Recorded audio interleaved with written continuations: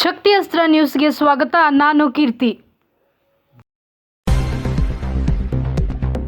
ಅಬ್ಬಿಗೆರೆಯಲ್ಲಿ ಸೀತಾರಾಮ ಆಂಜನೇಯ ಸ್ವಾಮಿ ದೇವಾಲಯ ಉದ್ಘಾಟನಾ ಕಾರ್ಯಕ್ರಮದ ಪೂರ್ವಭಾವಿ ಸಭೆ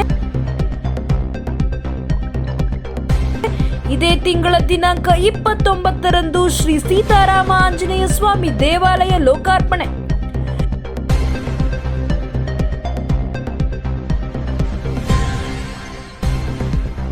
ಶ್ರೀ ರಾಜಣ್ಣ ಹಾಗೂ ಬಿಟಿ ಕೃಷ್ಣಪ್ಪರವರ ಕುಟುಂಬದ ಸಾರಥ್ಯ, ಅಬ್ಬಿಗೆರೆ ಗ್ರಾಮಸ್ಥರ ಸಹಕಾರದಿಂದ ದೇವಾಲಯ ಜೀರ್ಣೋದ್ಧಾರ ಕಾರ್ಯ.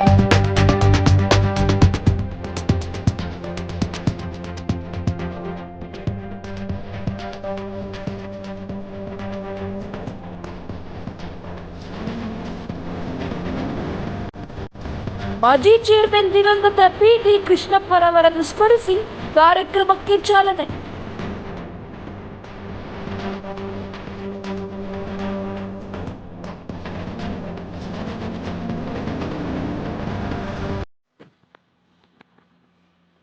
ಗ್ರಾಮದ ಎಲ್ಲ ಮುಖಂಡರಿಂದ ದೇವಾಲಯ ಜೀರ್ಣೋದ್ಧಾರ ಕಾರ್ಯಕ್ರಮಕ್ಕೆ ಸಹಾಯ ಹಸ್ತ.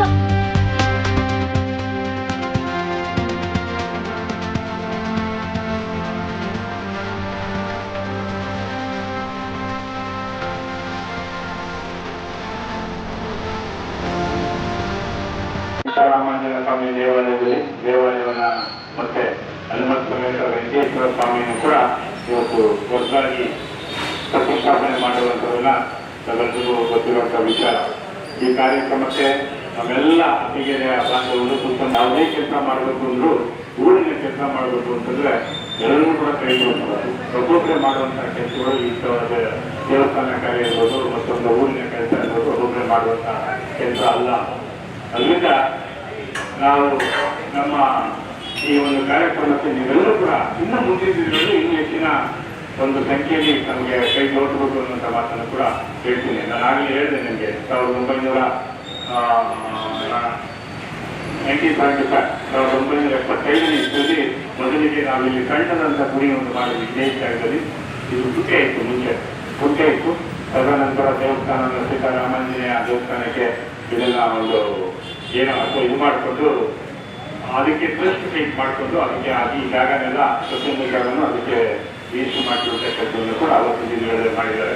ತದನಂತರ 1984 85 ಇರಬೇಕು ಅಥವಾ 86 87 ಇರಬೇಕು. ಅದನ್ನು ಸ್ವಲ್ಪ ದೊಡ್ಡದಾದಂತಹ ಒಂದು ಮಂದಿರವನ್ನು ಕಟ್ಟಿದ್ವಿ. ಅಲ್ಲಿ ನೀತಿಗೆ ಈಗೆಲ್ಲ ಹೊಸ ದೇವಸ್ಥಾನಗಳು, ಹೊಸ ಕಾನ್ಸೆಪ್ಟು, ಹೊಸ ಒಂದು ಲುಕ್ಕು ಬರ್ತಾ ಇರೋದ್ರಿಂದ ನಾವು ಕೂಡ ಇವತ್ತಿನ ಜನರೇಷನ್ ಪ್ರಕಾರವಾಗಿ ಅವತ್ತೇನು ನಮ್ಮ ದೊಡ್ಡಪ್ಪರು, ನಮ್ಮ ತಂದೆಯವರು, ನಮ್ಮ ಚಿಕ್ಕಪ್ಪರು, ಊರಿನ ಜನತೆ ಅದರಲ್ಲೂ ಕೂಡ ನಮ್ಮ ತೆಲುಗು ಬಂದವರು ಬಹಳ ಚೆನ್ನಾಗಿ ಸೀತಾರಾಮಾಂಜನೇಯ ಒಂದು ದೇವಸ್ಥಾನವನ್ನು ಕಟ್ಟಿಸುವಂತ ಕೆಲಸ ಮಾಡೋದು. ಯಾಕಂದ್ರೆ ಊರಿನ ಜನತೆ ಇಡೀ ನಮ್ಮ ಕುಟುಂಬದ ಒಂದು ಕೈಯಿಂದ ಮತ್ತೊಬ್ಬರು ಕೂಡ ಒಂದು ಕೈಗೂಡಿಸುವಂತ ಕೆಲಸವನ್ನು ಮಾಡಿದ್ರು. ಈ ಒಂದು ದೇವಸ್ಥಾನ ಏನು ಇವತ್ತು ನಡ್ಕೊಂಡು ಹೋಗ್ತಾ ಇದೆ, ಆ ಒಂದು ದೇವಸ್ಥಾನವನ್ನ ಮುಂದಿನ ದಿನಗಳಲ್ಲೂ ಅದೇ ರೀತಿಯಾಗಿ ನಡ್ಕೊಂಡು ಹೋಗ್ಬೇಕು. ಇವತ್ತು ನಾವು ನೋಡಿ ನಾವೆಲ್ಲರೂ ಕೂಡ ಕೈ ಜೋಡಿಸೋದಕ್ಕೆ ನಾವು ಅಬ್ಬಿಗೆರೆ ಒಂದು ಆಂಜನೇಯ ಸ್ವಾಮಿ ದೇವಸ್ಥಾನವನ್ನ ಅತಿ ಉನ್ನತ ಮಟ್ಟವಾಗಿ ನಾವು ದೇವಸ್ಥಾನವನ್ನ ಸ್ಥಾಪನೆ ಮಾಡಿದ್ವಿ. ಇವತ್ತು ಕೂಡ ತುಂಬಾ ಚೆನ್ನಾಗಿ ನಡೀತಾ ಇದೆ. ಏನೇ ಹೇಳಿದ್ರು ಅಬ್ಬಿಗೆರೆ ದೇವಸ್ಥಾನ, ಅಬ್ಬಿಗೆರೆ ಅಂತ ತಕ್ಷಣ ಅಬ್ಬಿಗೆರೆ ಆಂಜನೇಯ ಸ್ವಾಮಿ ದೇವಸ್ಥಾನವನ್ನ ನಾವೆಲ್ಲರೂ ಕೂಡ ಹೇಳುವಂತಹ ಒಂದು ಸ್ಥಿತಿ ಇವತ್ತು ನಡೀತಾ ಇದೆ. ಅದೇ ರೀತಿಯಾಗಿ ನಾವು ಇದನ್ನು ಅಷ್ಟೇನೆ, ನಾವು ಬೇರೆ ಊರಿಂದ ಬಂದಂತ ಜನಗಳು ಅಷ್ಟೇನೆ ಏನಾದ್ರೆ ಅಬ್ಬಿಗೆರೆ ಅಂತ ತಕ್ಷಣ ಅಬ್ಬಿಗೆರೆ ಆಂಜನೇಯ ಸ್ವಾಮಿ ದೇವಸ್ಥಾನದ ಹೆಸರು ಹೇಳ್ತಾರೆ. ಅಲ್ಲಿಂದ ಬಂದು ನೀವು ಅಬ್ಬಿಗೆರೆಯ ಒಂದು ಗಣೇಶ ದೇವಸ್ಥಾನದ ಕೂಡ ಹೇಳುವಂತ ಕೆಲಸವನ್ನು ಮಾಡ್ತಾರೆ. ಅದಕ್ಕೆ ಇವೆಲ್ಲ ಒಂಥರ ಕುರಿತು ಇವತ್ತು ಏನು ನಮ್ಮ ತಂದೆ, ನಮ್ಮ ದೊಡ್ಡಪ್ಪ, ಚಿಕ್ಕಪ್ಪ, ನಮ್ಮ ಇಡೀ ಜನತೆ, ಊರಿನ ಜನತೆ ಪ್ರತಿಯೊಬ್ಬರು ಕೂಡ ಕೈ ಜೋಡಿಸಲಿಕ್ಕೆ ಇಂಥ ದೇವಸ್ಥಾನಗಳು ಮಾಡಕ್ಕೆ ಸಾಧ್ಯ ಆಗಿದೆ.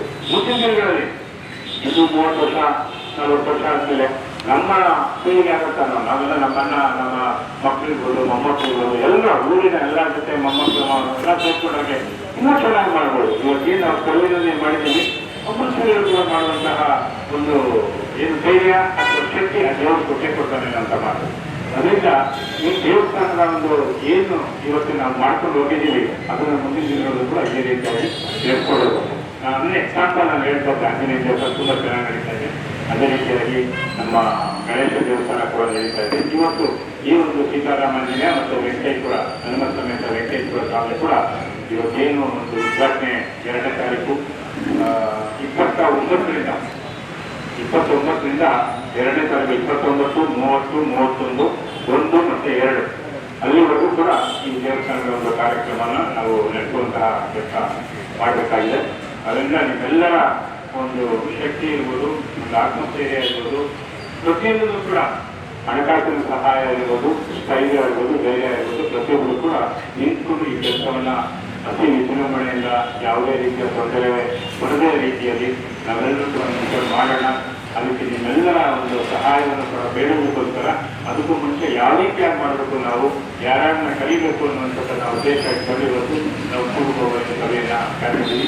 ಈ ಒಂದು ಕಾರ್ಯಕ್ರಮಕ್ಕೆ ಹಲವಾರು ಗಣ್ಯರು ನಮ್ಮ ದೊಡ್ಡಪ್ಪರು, ಚಿಕ್ಕಪ್ಪರು, ಮನೋರು ಮತ್ತು ಮಂಜಣ್ಣ, ಶಾಂತಕುಮಾರ್, ಶಿವರಾಮ್, ಮುರಾಜಣ್ಣ, ಸೋಮಣ್ಣ